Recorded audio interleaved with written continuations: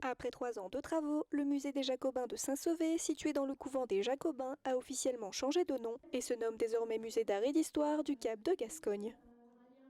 Alors art et histoire, puisque ce sont deux notions qui sont très très liées ici, et puis Cap de Gascogne qui réfère au nom médiéval de la ville de Saint-Sauvé, Caput Vasconiae, capitale de la Gascogne, qui parle d'une époque qui était très très faste pour Saint-Sauvé. Donc voilà un nom qui nous paraissait essentiel pour qu'on puisse se démarquer des autres musées des Jacobins qui existent en France.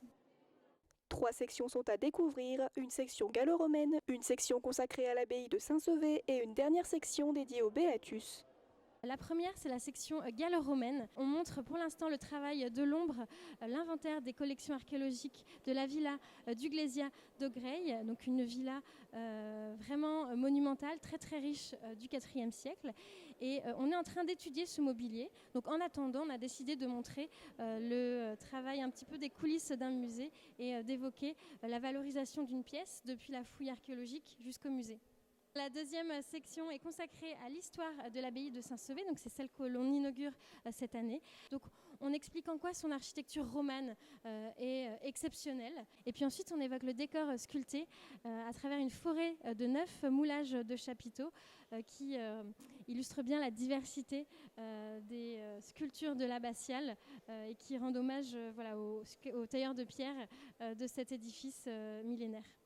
Et on a une troisième section donc, que l'on avait déjà inaugurée l'année dernière, mais qui est toujours visitable bien sûr. C'est la section consacrée au Béatus de Saint-Sauvé, qui est un manuscrit de 1060, absolument incroyable. C'est un manuscrit qui est conservé à la Bibliothèque nationale de France à Paris, mais il a été fait par les moines de l'abbaye de Saint-Sauvé. Et donc, on a des dispositifs interactifs, vidéos, livres numériques pour aborder ce sujet qui peut paraître un petit peu complexe puisqu'il traite de l'Apocalypse.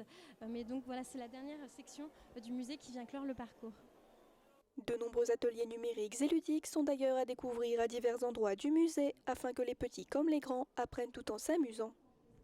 Aujourd'hui, on sait que l'émotion, le ressenti, les sens, l'éveil des sens sont des choses très importantes pour vraiment vivre une expérience et faire travailler la mémoire. Donc on essaie effectivement de développer des petits ateliers.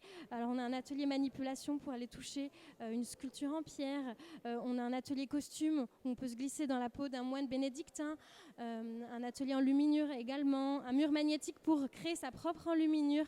Enfin voilà, plein de petits ateliers comme ça qui doivent apporter un petit peu de rythme à la visite et faire participer le visiteur, qu'il soit actif et qu'il prenne du plaisir tout en apprenant bien sûr. Le musée est ouvert du 8 juillet au 28 septembre et vous accueille du lundi au samedi de 14h30 à 18h30.